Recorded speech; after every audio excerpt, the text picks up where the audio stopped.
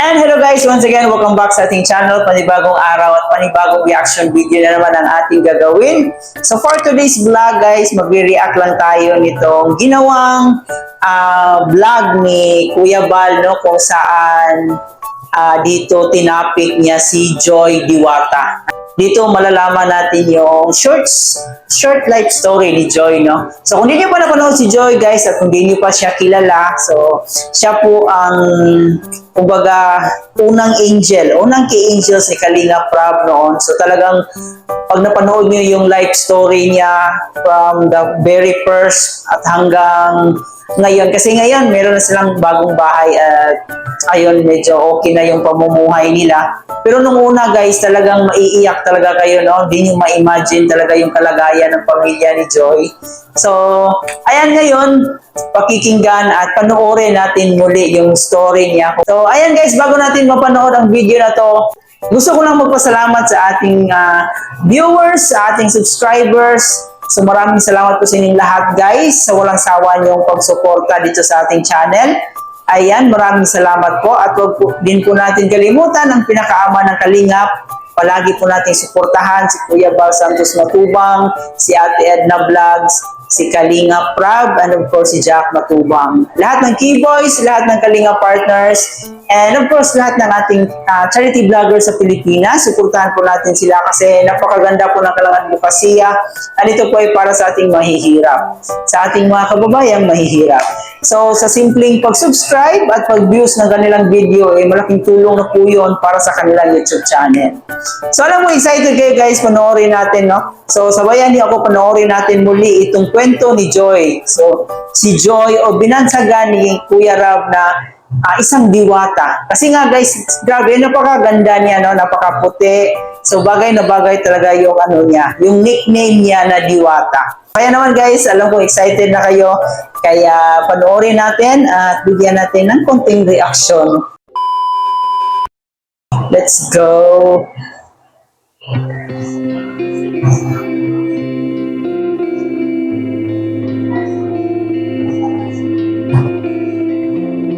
Grabe si Joy guys, napakaputi niya. Napakakinis ng balat niya, talagang artistahin din yung beauty ni Joy. So, lahat, mostly naman, I mean, talagang lahat naman ng K-Angels, talagang meron silang, iba't ibang level ng kagandahan, di ba? So, yun, lahat naman sila maganda. Pero kay Joy guys, talagang sobrang maputi talaga si Joy. So, ika nga, tama yung ano ni Kalinga Prab sa kanya, yung binansagan siyang diwata. Kasi parang siyang diwata, di ba? Napakaputi.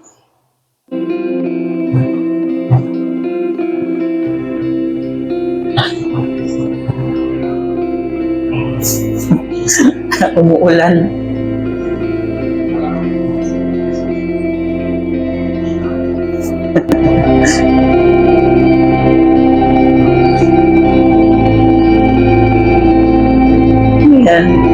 Ako po si Joy Diwata.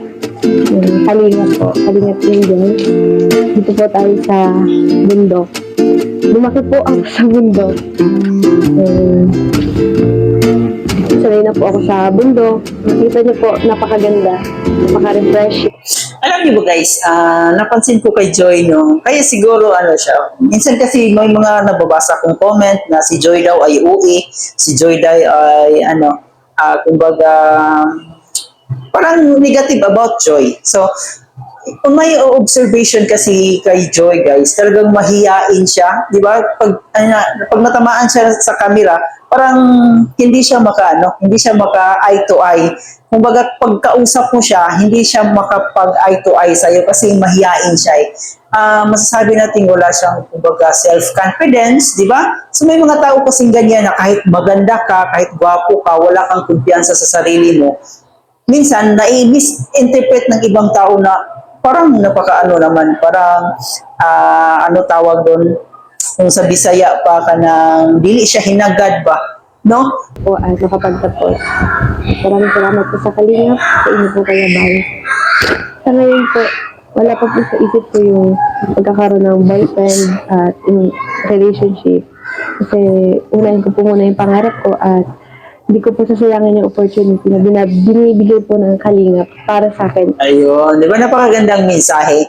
Talagang ito para to sa ating mga ibang kabataan ngayon, no, na panay boyfriend, panay gala. So dito kay Joy talagang ano siya, yung tipong practical, yung tipong dapat yung future ko dapat unahin. Mamaya na yung boyfriend.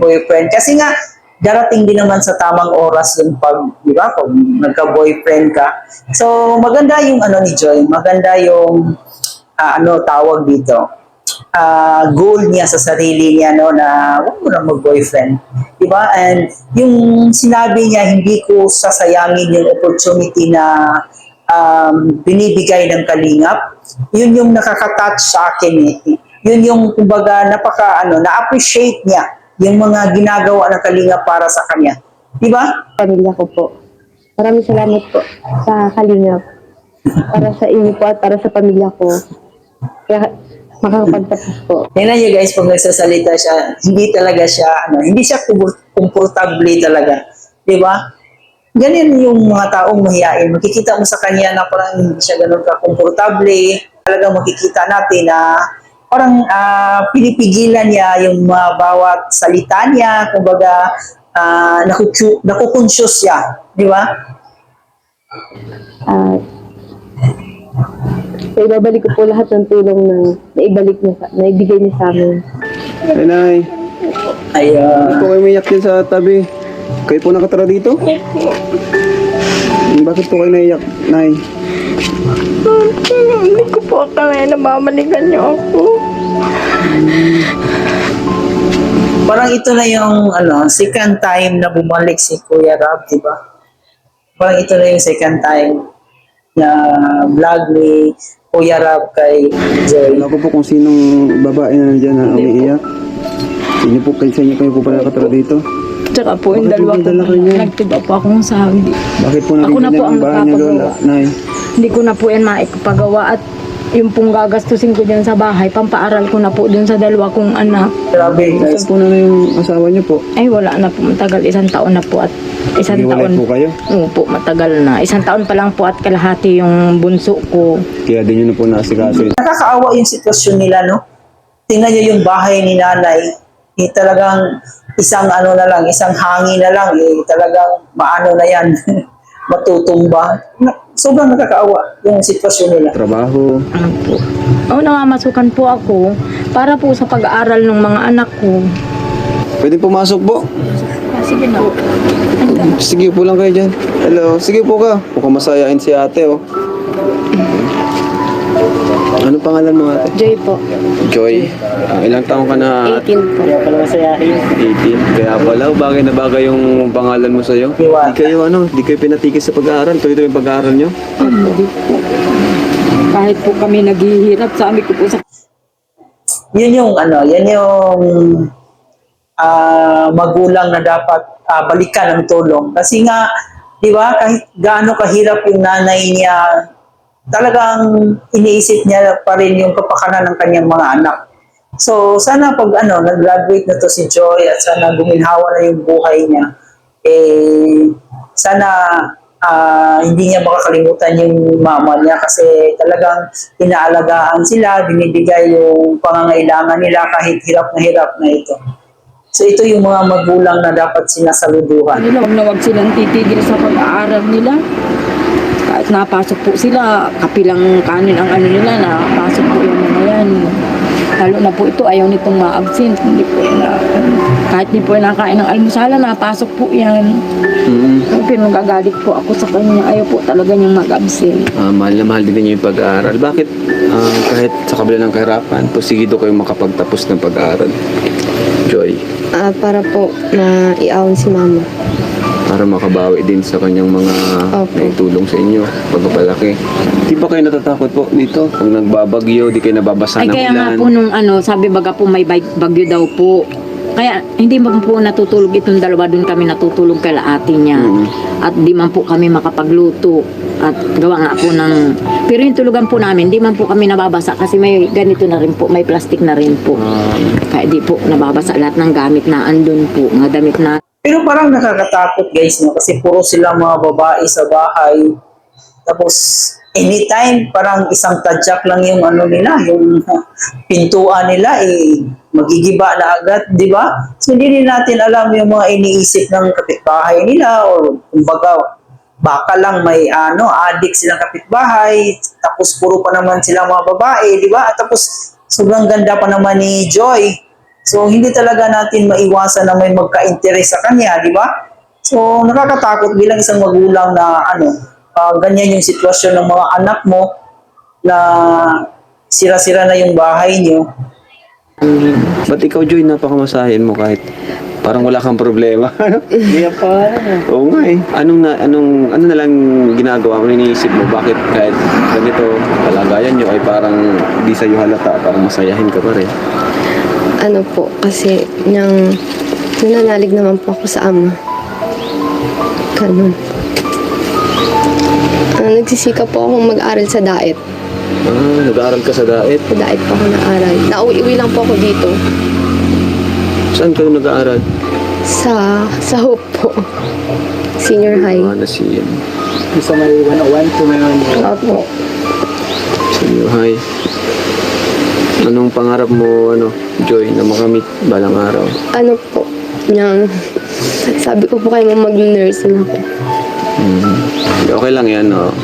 Dito po ako sa bundok po. So, pag wala pong ginagawa at boring, pwede pong magtingin sa paligid kasi Ito yung lugar, guys, mo pag feeling mo na talagang depressed ka na, punong-puno ka na, yung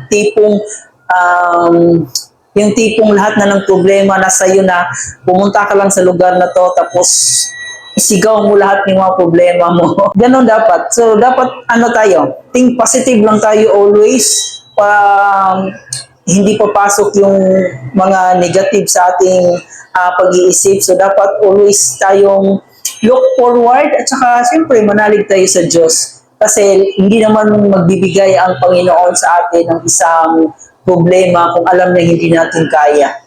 So, yun ang nangyari kay Joy, di ba? Kahit gaano man kahirap ang buhay, ay talagang nagpapatuloy pa rin ito sa kanyang pangarap para maiahon yung kanyang pamilya. refresh po ng mind. Napakaganda po ng view para sa ating mga Napakaganda naman talaga ng view. mind natin. Kahit na marami tayong problema, dito lang tayo sa bundok, titingin lang tayo sa paligid. At masaya sa feeling, refreshing.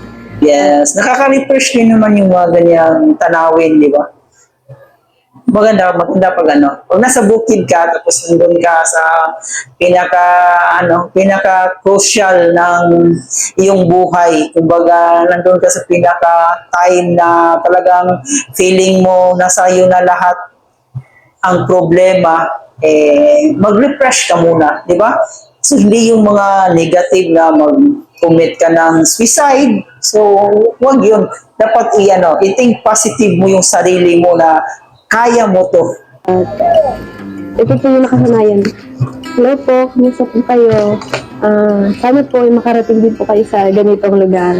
Kasi lahat po tayo may pinagdadaanan at kahit saglit lang po, ma-refresh po tayo. Tama. Thanks sa lahat ng angels. Kamusta kayo? Makikita ko talaga. Kay Beyonce, kay Melka. Si Joy talaga, guys, tulad ng sinabi ko, mahihain talaga siya. Yung tipong hindi siya mapakali sa sarili niya. Parang palagi siyang conscious kung ano yung mga sinasabi niya, kung tama ba o mali ba. So, yun yung nakikita ko kay Joy. Kay Dara, kay Rose Ann, kay Carla, at sa lahat po, kay Reyna, sa lahat po ng beneficiary si Perab. Pero, kamusta kayo? Sana makapunta rin kayo sa ganitong lugar. Sa lahat po ng mga sumusuporta po sa Kalingap, huwag po kayong magsasamang sumuporta po sa akin, sa lahat ng beneficiary at sa buong team Kalingap, kina Kuya Val at kina Kuya Rab po.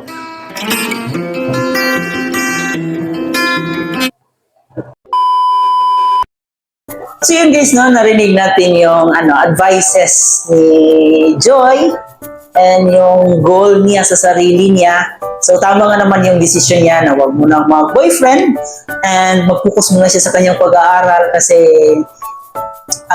malaking opportunity na po itong binigay ng Kalinga para sa kanya. And maganda yung desisyon niya, yung sinabi niya na talagang hindi niya sasayangin ito. So ang maganda sa Kalingap guys, talagang hindi kanila talaga iiwanan at talagang tutulungan kanila hanggang sa huli. So, ayan guys, no, para sa akin, iwasan na po natin iba si Joy kasi hindi naman po niya deserve yun and deserve din naman niyang irespeto, di ba? So, sa mga nagpapakalat dyan ng kung ano-ano, like pinipilit itong i-tandem sa ibang may katandim na, so iwasan na po natin yan kasi hindi naman po tayo yung maapektuhan, kundi si Joy. Siya po talaga yung unang mababash. Di ba? And yun lang po guys, sana nag-enjoy kayo. Please don't forget to like, share, comment. And of course, supportahan po natin palagi si Kuya Bal sa kaniyang mga uploads. Yan po ang pinakama ng Kalingap. So, palagi po natin suportahan. And of course, si Kalingap Prab, no? Supportahan din po natin siya lahat ng kanyang serye, lahat ng kanyang mga charity, lahat ng kanyang mga beneficiaries. So, muli po, maraming salamat sa panonood at hanggang dito na lang. Thank you for watching.